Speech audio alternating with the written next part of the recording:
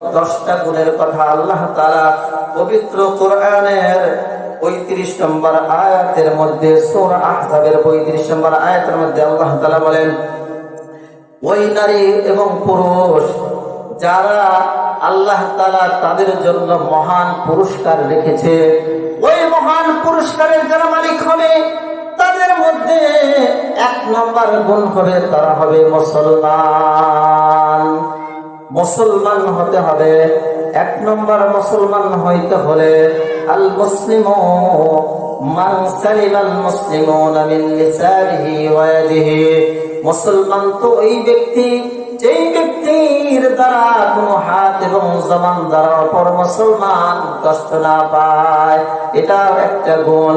মুসলমান হইতে হলে তার কোন স্বাধীনতা থাকবে না, একমাত্র শরিয়তের হুকুম আহকাম বিধান যেগুলো রয়েছে সেই হুকুম আহকাম গুলো মেনে চলবে।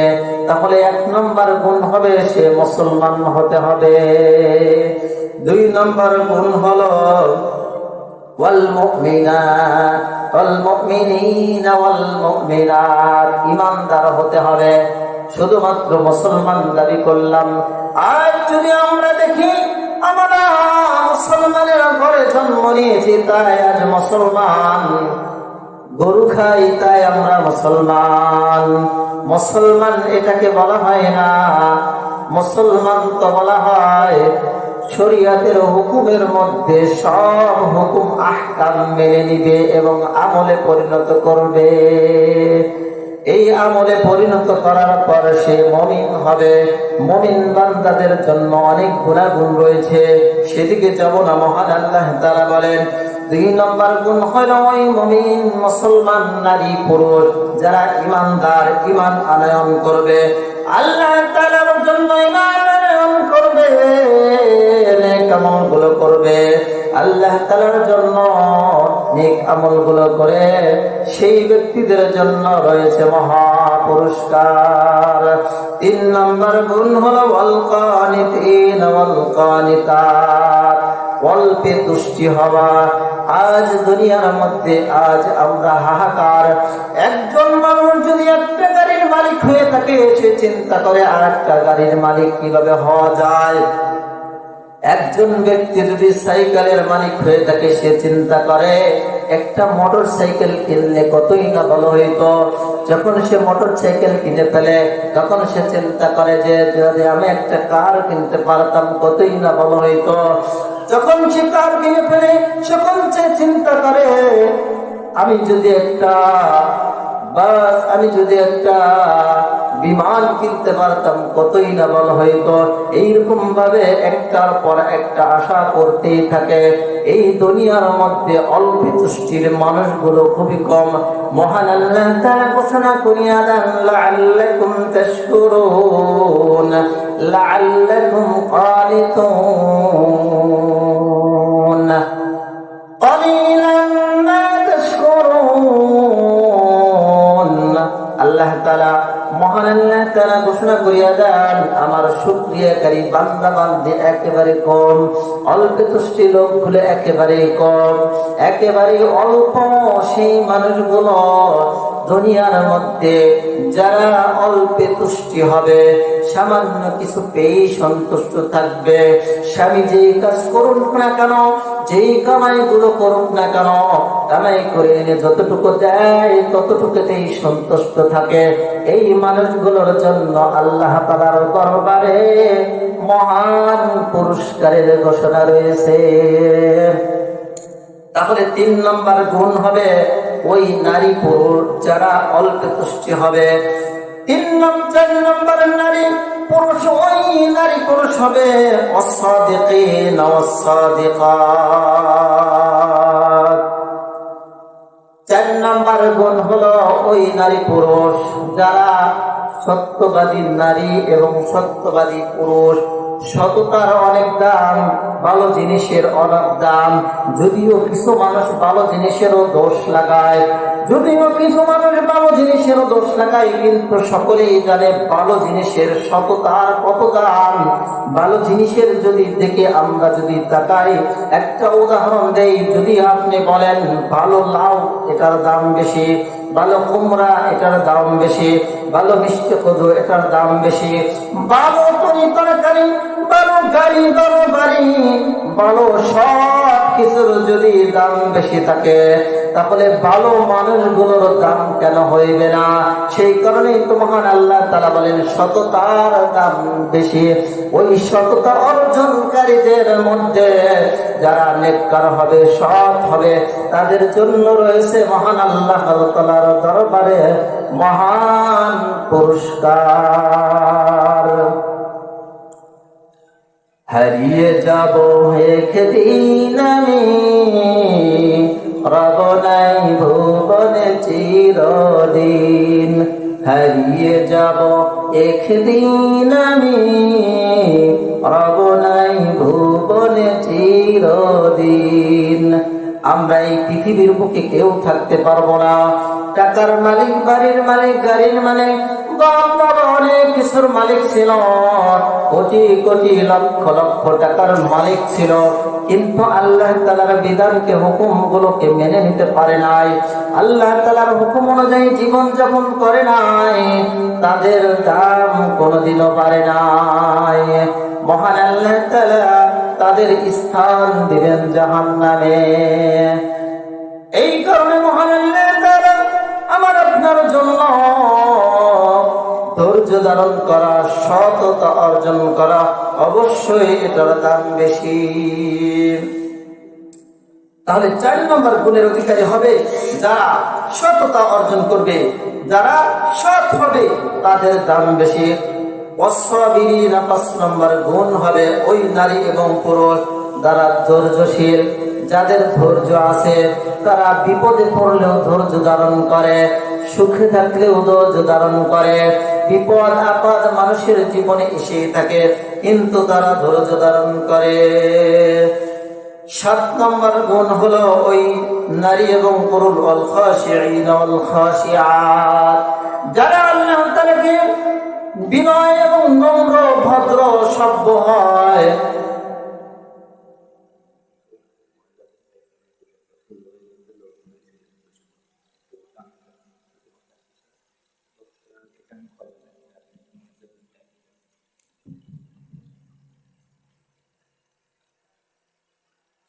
সম্মানিত এলাকার মা ও বোনদেরকে লক্ষ্য করে বলি, আপনারা যারা এখনো বাড়ির কাজ, ঘরের কাজ সারতে পারেন নাই, অতি দ্রুত তারা সেরে মাহফিলের প্যান্ডেলে এসে যায়। আমাদের এই মাহফিল সর্বোচ্চ আর 1টা পর্যন্ত হয়তো চলবে, 1টার পরে গেলে আর নারীদের জন্য বিশেষ সমাবেশ এটা থাকবে না। সেই জন্য সময়কে মূল্যায়ন করে আমরা যারা বাড়িতে এমনি অনর্থক বসে আছি, আমরা এদিক সেদিক ঘোরাফেরা করছি, আমরা সকলেই মাহফিলের প্যান্ডেলে চলে আসি। সময়ের দাবি হলো এই সময়টা, এখন আপনার জন্য দাবি হলো যে এই সময়টাকে কদরদানি করা, এই মাহফিলের প্যান্ডেলে এসে আমার আপনার সময়টাকে ব্যয় করা। জালিসুর রহমান বেহেশতের বাগানে কোরআন হাদিসের যেখানে আলোচনা হয়, যেখানে মহান আল্লাহ তাআলা কোরআন হাদিসের আলোচনা হয়, সেইখানে চারিপাশে চতুর্দিক দিয়ে ফেরেশতারা ঘেরাও করে আসমান পর্যন্ত, আল্লাহ তাআলা পর্যন্ত উঠে যায়। ফেরেশতাদেরকে মহান আল্লাহ তাআলা দেখে বলে, ও আমার বান্দা, ও আমার ফেরেশতারা, তোমাদের কি হইল? তোমরা কেন জমিন থেকে নিয়ে আজ শাহজালাল জামে মসজিদকে ঘেরাও করে এই আমার পর্যন্ত পৌঁছে গিয়েছ? আল্লাহ তাআলা জানা সত্ত্বেও তারপরেও তাদেরকে জিজ্ঞাসা করেন, তোমাদের কি হলো? আল্লাহ তাআলা তখন ডাক দিয়ে বলেন, তখন আল্লাহ তাআলা ফেরেশতাদেরকে বলেন, তোমাদের কি হয়েছে? তোমরা কেন এত পর্যন্ত আমার পর্যন্ত পৌঁছে গিয়েছ? তখন ফেরেশতারা উত্তর দেয়, আমরা হলাম ওই স্থানে কোরআন হাদিসের আলোচনা হচ্ছে, সেই কারণে আপনার কিছু বান্দীরা কোরআন শুনছে, কোরআন হাদিসের আলোচনা শুনছে, সেই কারণে আমরা এখানে ফেরেশতারা ঘেরাও করে রেখেছি। তখন আল্লাহ তাআলা জিজ্ঞাসা করেন, ও আমার ফেরেশতারা, আমার বান্দীরা কি চায়? তখন ফেরেশতারা বলে, হায় আল্লাহ, আপনার বান্দা বান্দীরা জাহান্নাম থেকে মুক্তি চায়, ক্ষমা চায়, গুনাহের জন্য মাফ চায়। তখন আল্লাহ তাআলা ডাকতে বলে, ও আমার ফেরেশতারা, তোমরা সাক্ষী থাকো, আমি আমার বান্দা বান্দীদেরকে ক্ষমা করিয়া দিলাম। সুবহানাল্লাহ।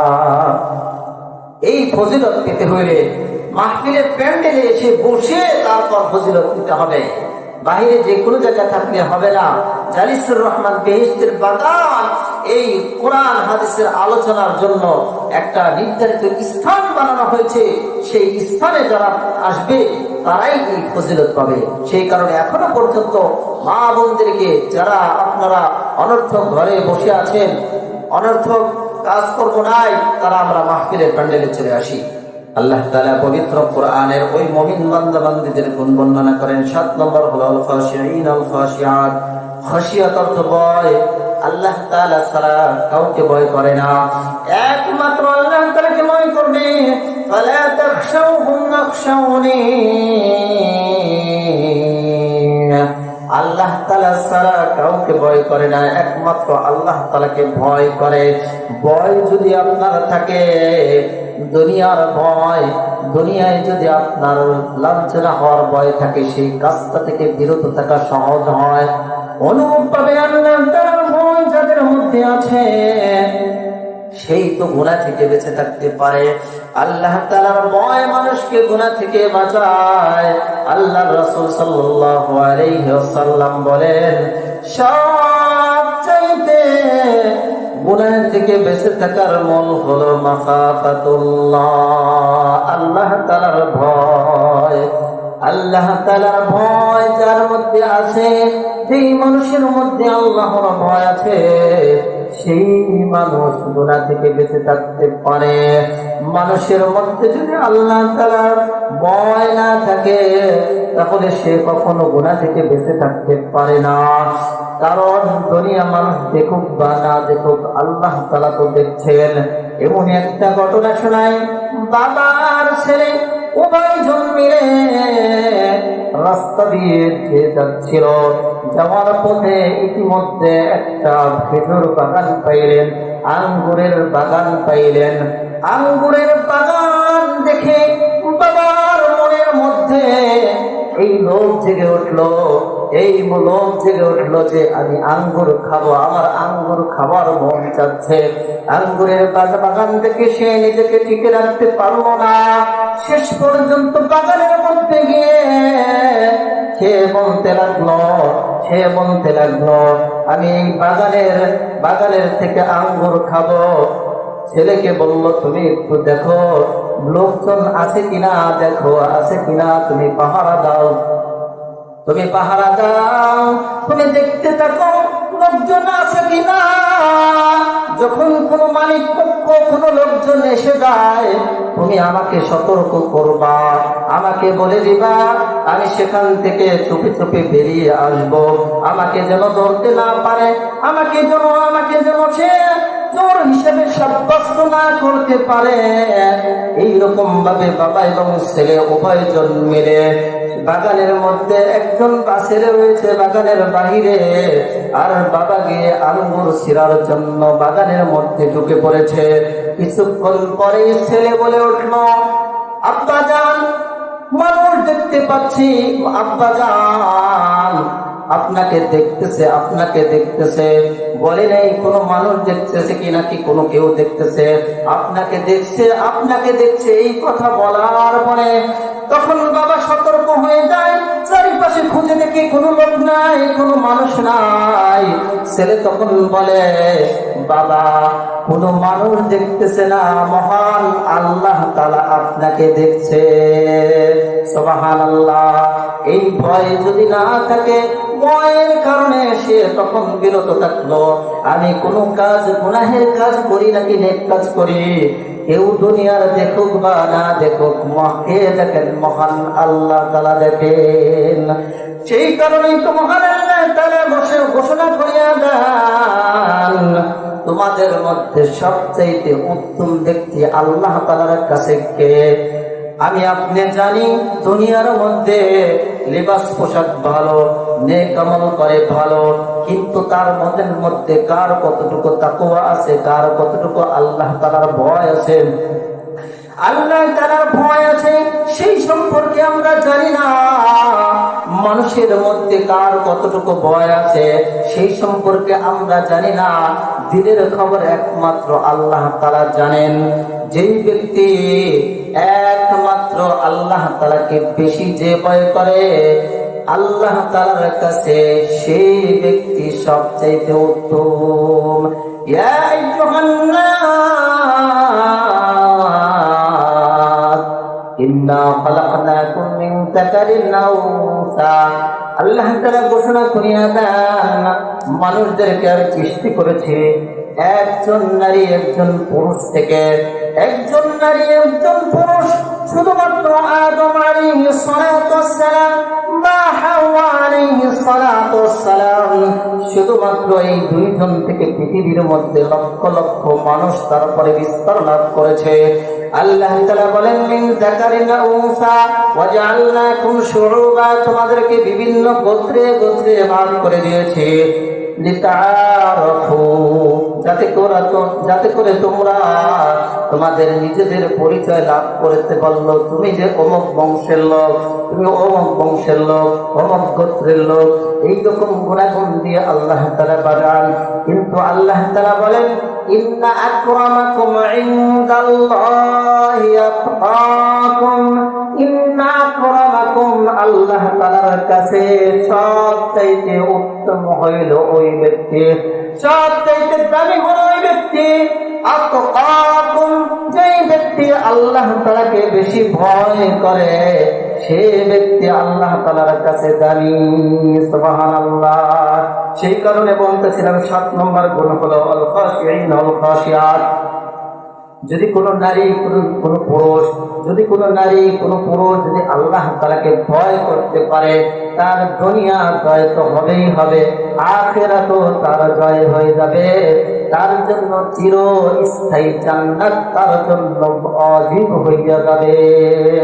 সেই কারণে 7 নম্বর গুণ হলো যে মহান আল্লাহ তাআলার জন্য তার ভিতর আল্লাহ তাআলার ভয় আনতে হবে। 8 নম্বর হলো আল মুতাসাদ্দিকিন ওয়াল মুতাসাদ্দিকাত। 8 নম্বর হলো সে সাদকা করে, দান করে, দানশীলদের জন্য আল্লাহ তাআলা কুরআনুল কারীমের মধ্যে ঘোষণা করিয়া দেন, আল্লাযীনা ইউনফিকুনা আমওয়ালাহুম বিল-লাইলি ওয়ান-নাহার সিররাও ওয়া আলানিয়াতান ফালাহুম আজরুহুম ইনদা রাব্বিহিম ولا خوف عليهم ولا هم يحزنون الذين ينفقون أموالهم بالليل ওই ব্যক্তি যারা দিনের বেলা দান করবে, ينفقون بالليل والنهار, রাত্রি বেলা এবং দিনের বেলা যারা দান করবে, যারা দিনে প্রকাশ্যে দান করবে এবং অপ্রকাশ্যে গোপনে গোপনে দান করবে, দুইটা দান করার মধ্যে যদি তার নিয়ত সহি থাকে, তার দান আছে, তার দান কবুল হবে, কোনো সমস্যা নাই। যে প্রকাশ্যেও দান করতে পারে এবং অপ্রকাশ্যেও দান করতে পারে। তবে কেউ যদি দান করে গোপনে, তাহলে তার জন্য দান করার ফজিলত একটা ইচ্ছা আছে। আস-সাদাকাতু ইউরাদ্দুল বালা, আল্লাহ তাআলা দান করার কারণে তার বালা মুসিবতকে দূর করিয়া দিবেন। আমার কথা নয়, আপনার কথা নয়, প্রিয় নবী হযরত মুহাম্মদুর রাসূলুল্লাহ সাল্লাল্লাহু আলাইহি ওয়াসাল্লামের কথা। সেই কারণে যেই ব্যক্তি দান করবে, যে দানশীল হবে, সেই ব্যক্তিরও এই 8 নম্বর গুণ হলো সে দান করবে। এই দান করার ক্ষেত্রে যে কোনো ব্যক্তি মাসালুল্লাযীনা ইউনফিকুনা আমওয়ালাহুম, যেই ব্যক্তি দান করলো, দান করার কারণে একটা সরিষার দানা পরিমাণ দান করলো, একটা দানাকে 10 গুণ করলো, 10 থেকে 100 গুণ, হাজার হাজার গুণ তার দানের ফজিলত বেড়ে যাবে। সেই কারণে আল্লাহ তাআলা 8 নম্বর গুণ হলো যে ব্যক্তি দানশীল হবে, ইসলামের পথে, দ্বীনের পথে, মাদ্রাসার জন্য, মসজিদের জন্য এবং গরিব মানুষের জন্য যারা দান করবে। সবচেয়ে এখন মুহূর্ত হলো যেহেতু মসজিদের মাহফিল, আপনারা মসজিদের জন্য দান অবশ্যই করবেন, দানের জন্য একটু হাতও বাড়ায় দিবেন। তাহলে 8 নম্বর গুণ হলো ওই নারী এবং পুরুষ যারা দানশীল হবে, সদকাকারী হবে। 9 নম্বর গুণ হলো আস-সাইমিনা ওয়াস-সাইমাত, যারা বিরত থাকনেওয়ালা। সাইম রোজা, সাইমুনের শাব্দিক অর্থ বিরত থাকা। শুধুমাত্র রোজার উদ্দেশ্য আমরা জানি, ফজরের থেকে শুরু করে, সুবহে সাদেক থেকে শুরু করে সন্ধ্যা পর্যন্ত খানা পিনা, অন্যায় অবিচার, গুনাহের কাজ থেকে বিরত থাকার নাম হলো রোজা। এই রোজা আস-সাইমিন, আল্লাহ তাআলা বলেছেন যারা হলো বিরত থাকনেওয়ালা। শুধুমাত্র রোজার উদ্দেশ্য নয়, রোজাটা তো ফরজ, অবশ্যই বাধ্যতামূলক থাকতেই হবে, রমজান মাসের রোজা। কিন্তু তাছাড়াও কোনো বান্দা বান্দি যদি সে বিরত থাকনেওয়ালা, গুনাহ থেকে বিরত থাকতেওয়ালা, সে যদি গুনাহ থেকে বিরত থাকতে পারে, নেক আমলগুলো করতে পারে। গুনাহ কত ধরনের রয়েছে, সুদ খাওয়াও গুনাহ, জিনা করাও গুনাহ, গালি দেওয়াও গুনাহ, এই সমস্ত গুলো কবিরা এক একটা বড় বড় গুনাহ। এই গুনাহগুলো থেকে বিরত থাকতে পারলেই হলো সে সাইমিন ও সাইমাতের অন্তর্ভুক্ত হবে। তাহলে 8 নম্বর গুণ হলো যে 9 নম্বর গুণ হলো ওয়াসাইমিনা ওয়াসাইমাত। 10 নম্বর হলো ওয়াল হাফিজিনা ফুরুজাহুম ওয়াল হাফিজাত, সংরক্ষণকারী, হেফাজতকারী, নিজেকে হেফাজত করে, সন্তানকে হেফাজত করে, মা বাবা ভাই বন্ধু সকলকে হেফাজত করে।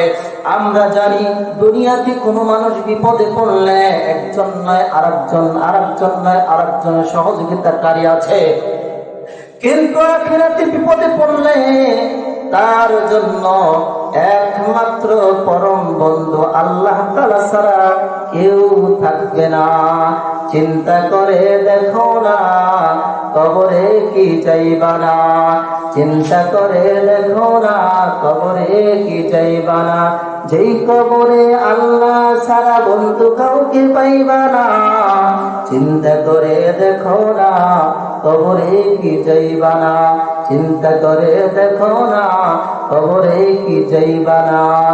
এই দুনিয়া সবই পর, আসল তো তোরা কবর ঘর। এই দুনিয়ার সবই পর, কবর তোরা সঙ্গর। যেই কবরে শুধু হবে 3.5 হাত বিছানা, যেই কবরে শুধু হবে 3.5 হাত বিছানা। চিন্তা করে দেখো না, কবরে কি যাইবা না। যেই কবরে আল্লাহ ছাড়া বন্ধু কাউকে পাইবা না, চিন্তা করে দেখো না, কবরে কি যাইবা না। ওই কবরের কথা যদি আমি আপনি চিন্তা করি, কত টাকার মালিক, কত বড় বড় দমদমা গাড়ির মালিক, বাড়ির মালিক, কিন্তু শেষ অবস্থা হলো আমার আপনার জন্য 3খানা অথবা 5খানা কাপড়ের কাপড়। 3খানা অথবা 5খানা কাপড়ের কাপড় ছাড়া আমি আপনি টাকা পয়সা, ধন দৌলত, গাড়ি বাড়ি সব কিছু আমার আপনার পরে রবে দুনিয়ায়। ওই কবরের শেষ সামানা হলো 3খানা অথবা 5খানা কাপনের কাপড়। যদি আমি পুরুষ হই তাহলে আমার জন্য 3খানা কাপড়, আর যদি নারী হই তার জন্য 5খানা কাপনের কাপড়। ওই মরার আগে একবার মরে দেখে একটু চিন্তা করি যে ওই কবরে যাওয়ার আগে আমাকে যখন সাদা কাপনে কফিন করে আমাকে আপনাকে যেরকম ভাবে কফিনের মধ্যে রেখে দিবে, কেমন লাগবে? ভাই কাঁদবে, বন্ধু কাঁদবে, ছেলে কাঁদবে, মেয়ে কাঁদবে, সবাই কান্না করবে। কান্নার আওয়াজ আমি শুনতে পারবো, খাটিয়ার মধ্যে বসে বসেও কথা আমরা শুনতে পাবো। কারণ আল্লাহর রাসূল সাল্লাল্লাহু আলাইহি ওয়াসাল্লাম বুখারী শরীফের মধ্যে, ইমাম বুখারী রাহমাতুল্লাহি আলাইহি, আমরা জানি সবচেয়ে আসহুল কিতাব বা'দা কিতাবুল্লাহ, আল্লাহ তাআলার কিতাবের পরে সবচেয়ে সহিহ এবং গ্রহণযোগ্য কিতাব হলো বুখারী শরীফ। এই বুখারী শরীফের মধ্যে ইমাম বুখারী রাহমাতুল্লাহি আলাইহি বাব কায়েম করেছেন, বাবু আলা জানাজাতিল মাইয়িত। মাইয়িত কথা বলে, খাটিয়ার উপর কথা বলায় কালামু আলা বাবি জানাজাতে, জানাজার মধ্যে, জানাজার খাটিয়ার মধ্যে কথা বলার উদ্দেশ্যে যে যা খাটিয়ার মধ্যে সে লাশ কথা বলতে থাকে, যদিও আমি আপনি শুনতে পাই না। মানুষের জন্য শোনার শক্তি দেন নাই আল্লাহ তাআলা, মানুষ ব্যতীত গাছপালা, তরুলতা, পশু পাখি সব কিছুকে শোনার শক্তি দিয়েছেন। ওই খাটিয়াতে যখন আমাকে আপনাকে রাখা হবে, যখন তো আপনি নেককার হবেন, যখন আপনি নামাজি হবেন, পর্দা পশিদাওয়ালা হবেন, খাটিয়ার মধ্যে তখন আপনাকে রাখা হবে। ওই সময়ের কথা একটু চিন্তা করিয়া যদি দেখি ওই সময় আমাকে আপনাকে কেমন লাগবে। সবার আওয়াজ শুনতে পাবো, খাটিয়ার মধ্যে থেকে আওয়াজ শুনতে পাবো, কিন্তু কথা বলার শক্তি পাবো না, হাত পা নড়ানোর কোনো শক্তি থাকবে না। সব কিছু আমার আপনার জন্য, সব কিছু ধূলিসাৎ হয়ে যাবে, বিলীন হয়ে যাবে। আত্মীয় থাকবে না, ভাই থাকবে না, বন্ধু থাকবে না। ওই সময়ের কথা যদি আমি আপনি স্মরণ করি, কি হবে আমার আপনার অবস্থা? ওই সময় যখন আমাকে আপনাকে খাটিয়ার উপর রাখা হবে, খাটিয়ার উপর রাখার পরে আমি আপনি কাম বলতে থাকবো, কিন্তু কোনো জবাব আসবে না। যদি আমি আপনি নেককার হই, ওই নেককার হওয়ার পরে আল্লাহ তাআলা সাথে সাক্ষাতের জন্য তাড়াহুড়া করবো, তোমরা যারা আছো তাড়াতাড়ি আমাকে গোসল করাও, আমাকে কাফন দাফন করিয়ে, কাফন পরিয়ে তাড়াতাড়ি আমার আসল ঘর কবরের দিকে নিয়ে যাও। যদি আমি আপনি বদকার হই, গুনাহগার হই, আল্লাহ তাআলার হুকুম মানি নাই, পর্দা করি নাই, সুদ খেয়েছি, ঘুষ খেয়েছি, অশালীন কাজগুলো করেছি, হুকুমের কোনো পায়রবি করি নাই, বান্দার পরিচয় দেই নাই, আল্লাহ তাআলাকে চিনে নেই, কবরের জন্য ভাবি নাই, আখিরাতের জন্য ভাবি নাই, কবর আখিরাত মিজান পুরস্কারের জন্য ভাবি নাই। সেই সময় শুধু ওই লাশগুলো বলতে থাকবে, ইয়া লাইতানি, ইয়া লাইতানি, আমাকে কি জন্য নিয়ে যাও? আমি তো দেখতে পাচ্ছি সেখানে কত ধরনের শাস্তি, সব বিচ্ছু কবরের মধ্যে আযাব দিয়ে ভরপুর রয়েছে, ফেরেশতা রয়েছে। আমাকে সেখানে রাখার পরে সঙ্গে সঙ্গে ফেরেশতারা পিটনি শুরু করিয়া দিবে। ওই মরার আগে সেই জন্য মনে মনে একবার মরিয়া দেখুন না বন্ধুরা আমার, ভাইরা আমার, মা বোনেরা আমার, ওই মরার আগে নিজেকে একটু মরিয়া দেখো। আমার আপনার জন্য আজ কত মহাব্বতের সন্তান, আমাকে কেউ খাওয়ার জন্য কেউ সাথে যাবে না, কেউ পড়ানোর জন্য কেউ পাশে থাকবে না, অসুবিধায় পড়লে আমার শেষ ইচ্ছা পূরণ করবে না, শেষ পর্যন্ত আমার আপনার বন্ধু হবে আল্লাহ। ওই কবরে বন্ধু হবে একমাত্র আল্লাহ, আল্লাহ ছাড়া কেউ বন্ধু হবে না। যে আল্লাহ তাআলা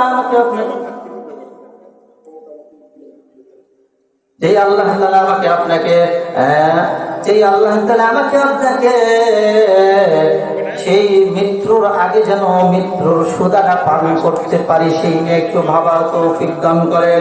সেই জন্য আল্লাহ তাআলা 10 নম্বর গুণ অর্জন করেছে, আল হাফিজিনা ফুরুজাহু, যেই ব্যক্তি যেই নারী পুরুষ তার সতীত্বকে রক্ষা করবে, তার সততাকে রক্ষা করবে, সে পর্দায় চলবে, সে সেই ব্যক্তির জন্য ওয়াজ্জাকিরিনাল্লাহ কাসীরা ওয়াজ্জাকিরাত।